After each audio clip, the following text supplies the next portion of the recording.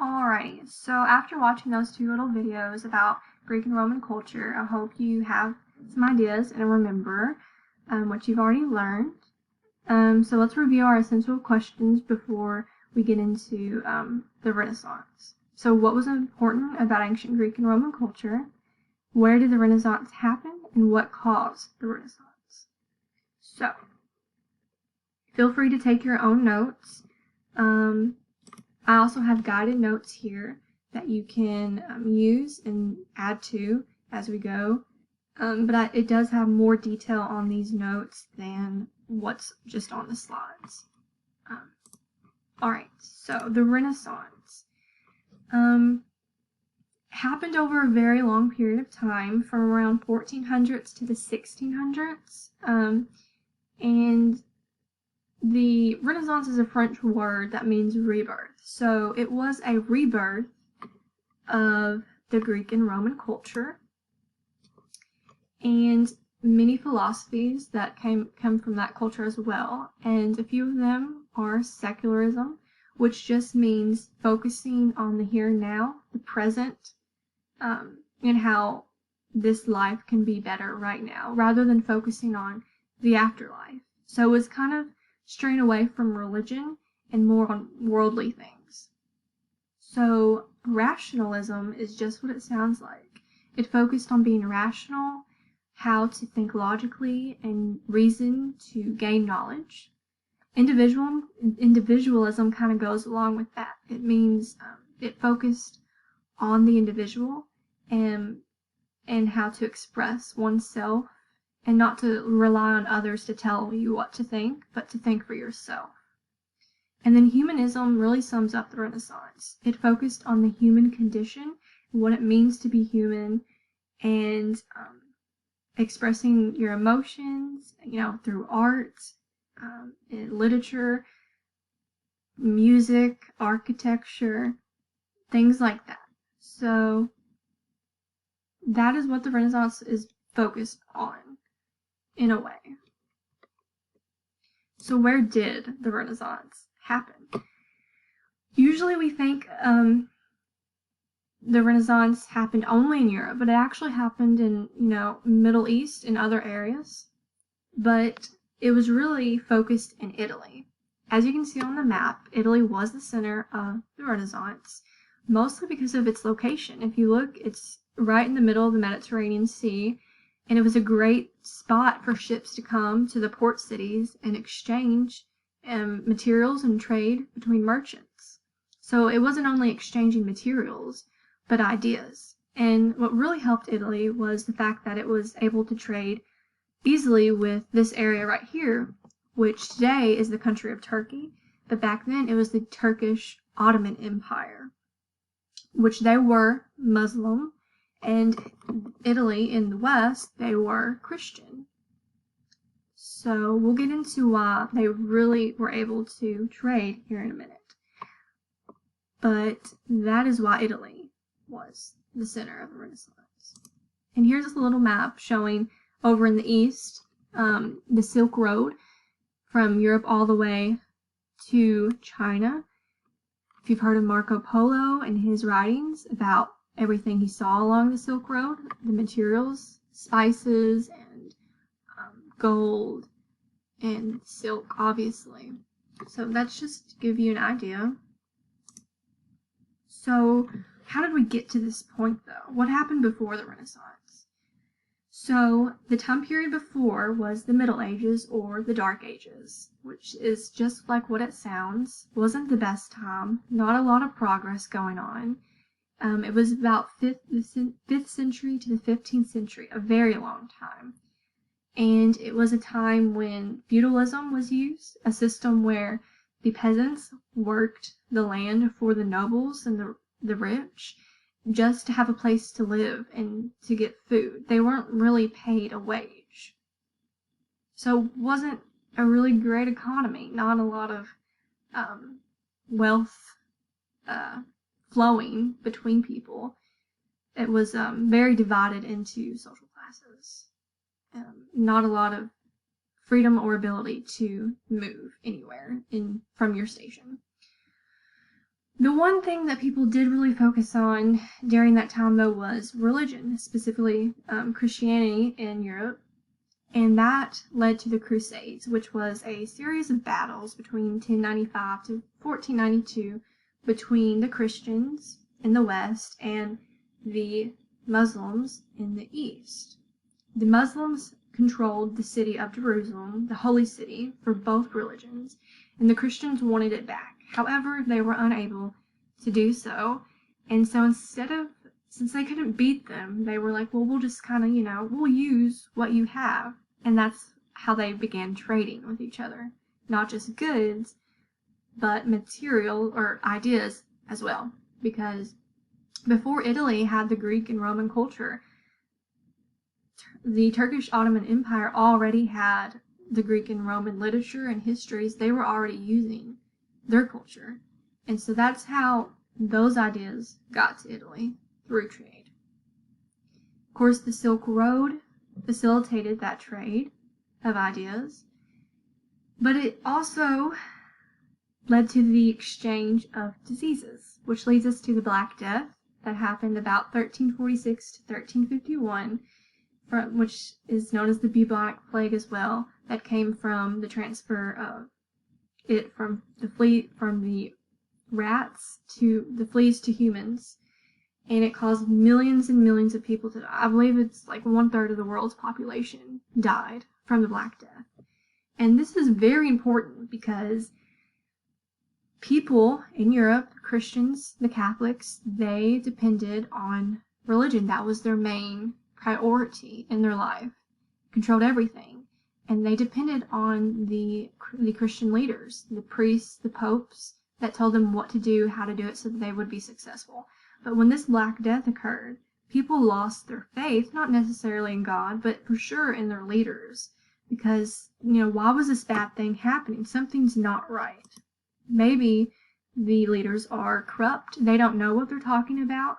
So that is why the Catholic Church lost a lot of authority at this time. So people needed something to believe in. If they couldn't trust their leaders, they looked back at their tradition, which was the Greek and Roman cultures. So they used that for their inspiration.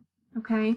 So along with trade, that led to competition between people in Italy because they wanted to see who had the most wealth, who could show that off.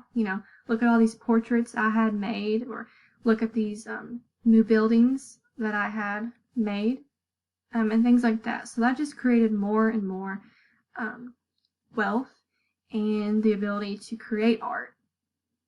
And it was just a time for change and a new direction that really led to the Renaissance. So yeah. Any questions on that? Comments? Okay. So to kind of review and wrap up here, we're going to do a little activity where you can get with a partner, and we will do this compare and contrast chart between the Middle Ages and the Renaissance. The Renaissance part is already filled out for you. You just have to kind of connect and match. Usually what's the opposite of the Renaissance is what happened in the Middle Ages. It doesn't have to be perfect word for word, but just so you have an idea how they were similar and different. So I'll give you a few minutes to do that, and then we'll go over it. All right?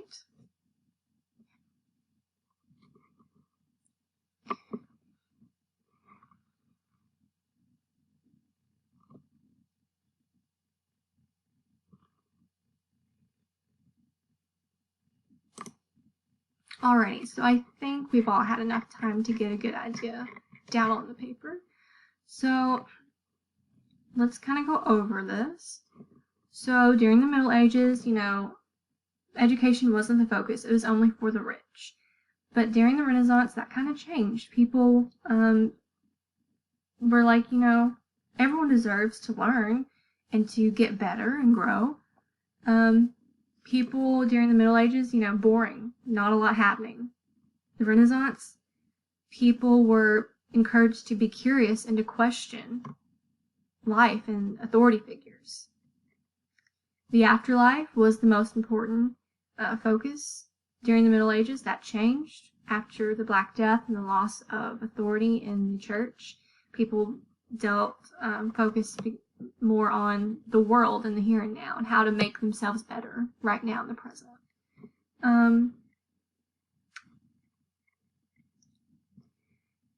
Same thing, the Bible and the church was still very important, but people were like, well, there's more to it than just that, So they looked to the literature from Greek and Romans. And this would lead to the Reformation of the Catholic Church, and that's how we get Martin Luther and, Protestantism, baptism, which occurs later on at the end of the Renaissance. People began to question their leaders, and, individual during the Middle Ages was not as important. It was focused on God. But with the Renaissance, the individual gained importance and value. And that's where we see artists express themselves, and the common people were able to relate to the art that they saw. Not a lot of traveling during the Middle Ages, but during the Renaissance, we have the Silk Road, trade routes, people exchanging goods and ideas, became more accepting of different cultures, even from the Muslim Turks. That's how they grew, by using each other's ideas. And instead of sticking to feudalism and, having an economy that didn't really do anything, the Renaissance encouraged capitalism, focusing on people, working hard, doing things themselves to gain money, and that made the economy increase. And Italy became very wealthy. People began to be more optimistic with the Renaissance, not focusing on death as much. And, art wasn't just used for religion only, it was used for artistic, cultural, individual expression.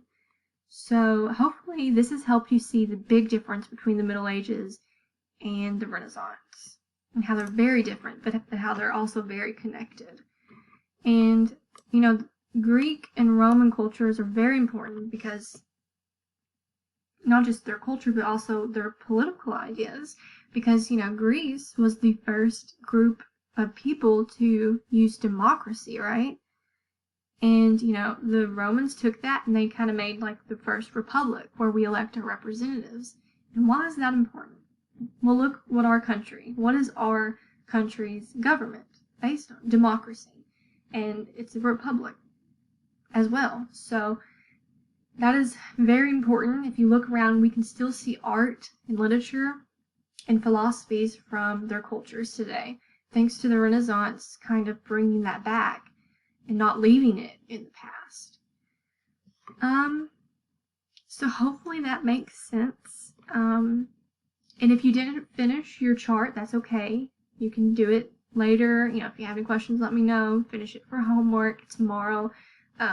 Those will be due and you'll turn those in, but make sure you review those. So just to wrap things up, like I said, finish and review your chart. It's very helpful to know why the Greek and Roman cultures are important, where the Renaissance happened, and what caused the Renaissance, right? Those are our essential questions, and I think they've been answered, okay? Use that chart. And so also, to get you ready for our next lesson in our unit, I want you to start thinking about, I know we kind of touched on it today, but start really thinking about Renaissance art and architecture. We saw some of that in the videos, but think about like the movies you've seen and the portraits you've seen. You probably have some hanging around maybe in your house even. You're probably more familiar with it than you know. So think about just looking around, and just Google it too, and you can look at some images to get a good idea, because that's what our next lesson will be about. So that's really all I have for today. So I hope you guys enjoyed this and learned something, and I will see you guys next time. Bye.